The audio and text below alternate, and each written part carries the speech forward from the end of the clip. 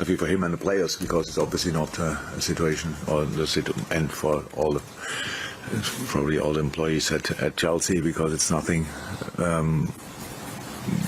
they are responsible for, but what happens around. I think there's one man is really responsible for that, and that's Vladimir Putin in the first place.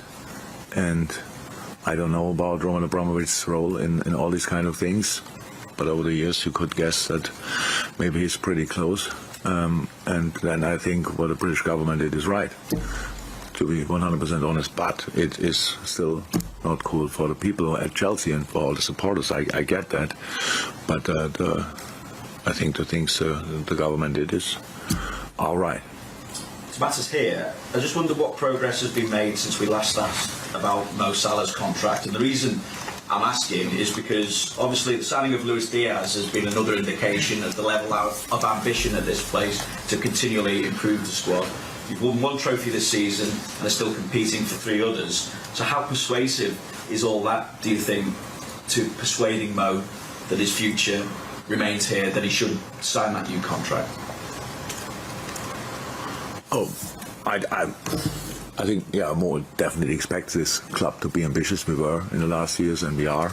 So that's a question if I think that the signing of Luis Diaz helps Mo to make it. Does it help? Because it shows. I think one of the things that Mo's spoken about is seeing that continual level of ambition to improve the squad. And again, you've shown that. You've shown those indications. You're competing for those trophies, and do you almost reach a point where, look, there's not much more we can do here, Mo? No, of course we cannot do much more. That's how it is. But it's not about. I don't think it's about that. It's a decision between.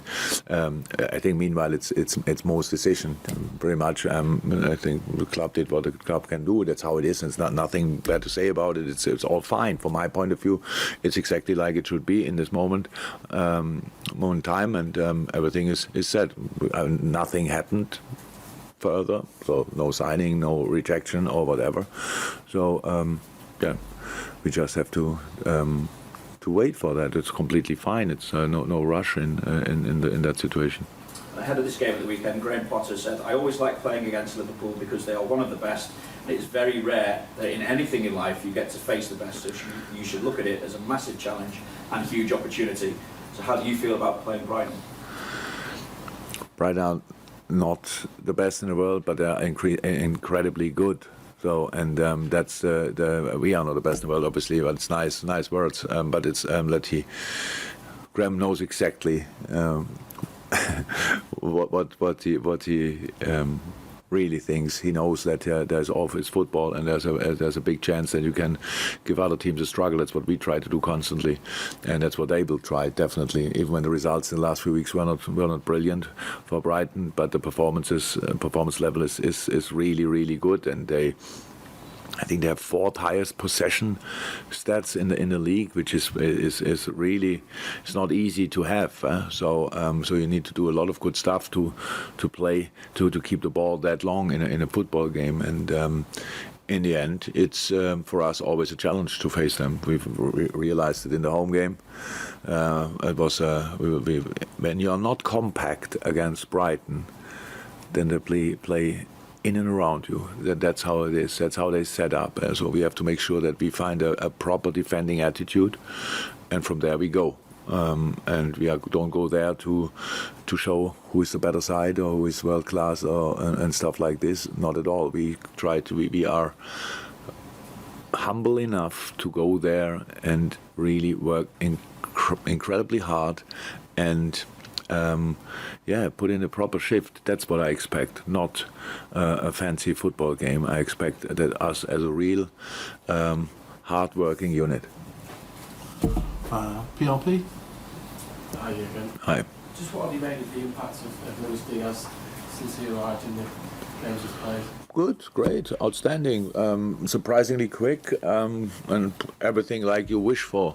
That's how it is, and we wanted to be. when you sign a player, you never know in the moment how quick it will go. Obviously, and Luis has so many things he needs to have an impact here, and we saw that in the first moment. But then there's still a difference between seeing it in training and bringing it on the pitch. But he's obviously exactly what you really get what you see in training. You get it as well in the game. So yeah, brilliant so far.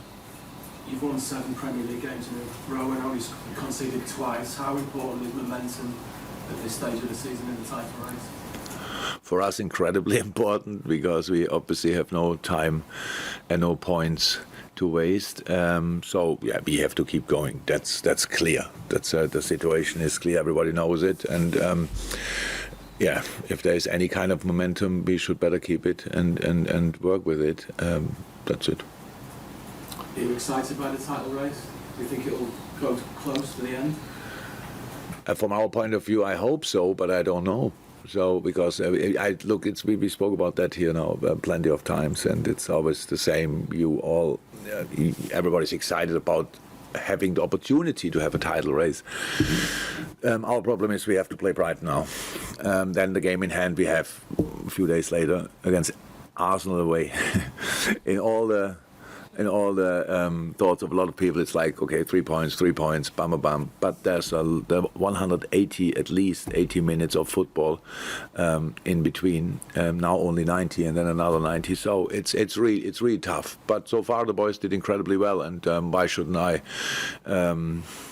think we cannot go on? So it's hard work, yes, but the boys are ready to work hard, and then you have to play your best football, and if you can't play your best football, you have to force luck a little bit. That's how it is, and yeah, we will try everything. But if we can call it, if from our point of view, we cannot call it a title race because we are still behind and all this kind of things. But we try to win football games, and let's see. And just finally from me, Jurgen, Roberto Firmino, is he ready to play? Yeah, he's back. Thank you. Julia? Thanks. Jurgen, what's been the reaction from midweek against Inter Milan? Has there been any more injuries? We saw a few players maybe missing from training yesterday. We had a few little things, but so far nobody is out of training. We have, on top of that, however, COVID is not over, so these kind of things we have as well, or had. We will see how that's going on. We try absolutely everything to avoid this, but it's obviously not really possible. Players or staff who had it now have absolutely no symptoms. That's good, but still they cannot be involved. We will see. But they come later today, so we train a bit later, and they're not here yet. And so far, I didn't get any news injury-wise. I think, yeah, they all should be ready. And it was just wondering if I may. You talk about like the proper shift you're going to have to put in against Brighton.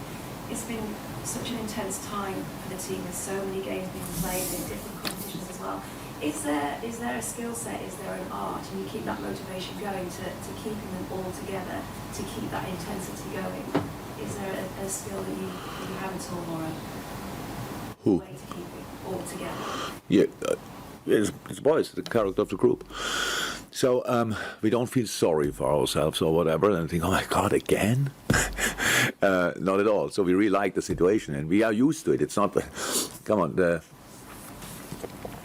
even last season, when we had to get qualified, when we wanted to be qualified for the Champions League, we had to win pretty much all the games in the last, I don't know how many weeks. So we brought ourselves quite frequently in similar situations for different reasons, and don't know exactly what's about and why it always happened to us. But it was 1 year when we didn't have to fight until it was the year when we became champion. It was a bit earlier decided. All the other years were always full throttle until the end, and so we are kind of used to it. But I don't take it for granted that it works out, and I know that it's that the boys have to invest a lot, and of course we try to help with all we can, with all the recovery stuff. We opportunities we have, and then obviously with telling the boys why it makes sense to give it a try as well. Yeah, of course, that's these kind of things. We want to write a special story here, not only this year, in general. And if you want to look back in your life, later in your life, look back on a very successful time, then you should better give you absolutely everything now. That's a good story, and that's what we try. Read on my side, Mike? Yeah, again, as part of that special story that you've been writing, you've got lots of really gifted and talented footballers. I'm not so sure that anybody works harder than Liverpool, maybe Man City, but it's great players that work hard, the secret of success. How difficult is it to maintain those levels of endeavour as the season progresses and fighting on three fronts? You've won one trophy already. I'm not sure if it's difficult or whatever, but you cannot do it. I'm pretty sure you cannot do it now with everybody. But I believe in humans, and I really believe in the fact that everybody has a specific amount of self-motivation. So, and then if you see other guys around you who have something similar or even bigger, higher, whatever, higher level of self-motivation, then you realize, okay, that's possible, that there's still obviously some space for improvement. So it's a lot, pretty much all about the boys themselves. We were really lucky in moments and obviously quite smart in other moments with bringing these boys together. And now it's a lot about self-education, about role models in the team, about who sets standards on the pitch, but in the dressing room as well, these kind of things. And there we are really blessed, and you're right, I think. But it's not only City and us. Chelsea's, they are all working hard, and for different reasons. Burnley's working incredibly hard, and that every day, but they don't get the points all the time, but they never give up and all these kind of things. So if you want to be in the Premier League, if you want to be a Premier League player, you have to be ready to give your absolute all. Just some are more skilled than others. Then you think they work even harder, but that's not always the case. Sometimes the guys who have really only, like me as a player, I worked incredibly hard, but the people didn't talk about that. They only talk about that I cannot control the ball, which actually was that was the same way I thought about it. And so having an outstanding attitude should be the basis for a successful sports career. And Brighton, not in great form at the moment, results-wise, as you've indicated. Why do you think that they've been able to make things awkward for you on quite a few occasions when you've played? A really good football team, and obviously Graham likes to okay, he has the time to set up as well his team for each opponent, and he's using it obviously pretty smart. Graham Potter is an outstanding coach, I have to say. I really like what he's doing. I think Brighton has the problem that from time to time they don't finish the situations off they create. I don't know how many games I watched of Brighton when you thought 80 minutes, wow, my God, how good they are, but they were only 1-0 up, and then the other team has one chance, it's 1-1, and I think, that's really hard. But if you have a look at the players they bring in and the way they play, it's really exciting to watch. And it's really good football. And we realized that in the home game, we were 2-0 up. Didn't think it was quite long ago, but I didn't think we were brilliant that day. But we really didn't really leave the door open. They needed a screamer to get a bit closer. But then from that moment on, we were not compact anymore, and they played through the lines, between the lines, in behind the lines, and that's what not a lot of teams are able to do. But they were, and I respect that a lot. And that's the team we prepare for tomorrow. Carl, anything from you? Carl? You've not experienced many defeats this season. Enough. In the last year. More than enough. Yeah, I know.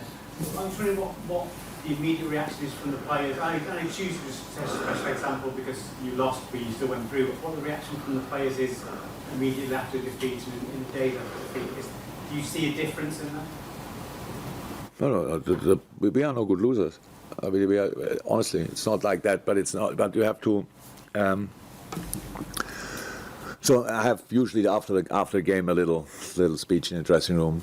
So it's actually most of the time quite nice to say to the boys how good they were and stuff like this. Obviously in this game it was slightly different, but in the end I realized when I looked in the eyes, I was in a better mood than the players when I came in, and I lost as well. So, but my first thought, we are through against a tough opponent. The boys' first thought was wow, we lost. And both is fine somehow. And it's like always in life. Reaction is important. We have to see. We have to show reaction. We will. I'm pretty sure we will, because in the game, the result is only the result. I'm obviously very interested in the performance, and I didn't like parts of the performance, especially defensively. So, and that's now a good point to make before you play Brighton, because if you don't defend properly against Brighton, we have a problem. Definitely a problem. And our counter press was not even close to what I would have expected it in this game. And we got punished for it. Do I like losing? No. Do I like the fact that if you don't do what the plan was, that you then get a knock for it? Yes, I would have been happy with a draw as well. It would have been enough of a knock, but now we lost. Or we could have won, and all this kind of thing. So you have to, with all the chances we had, then, okay, some of them against 10 men, but before already. It would have covered a couple of things for this game. Problems we don't have that often, but we had it in that game, and we have to stop having these problems. We have to show that we understand there's a way we can cause each team in the world problems, and we should better use that way. Okay, and anything else for the open section? Okay, so that concludes the open. If you can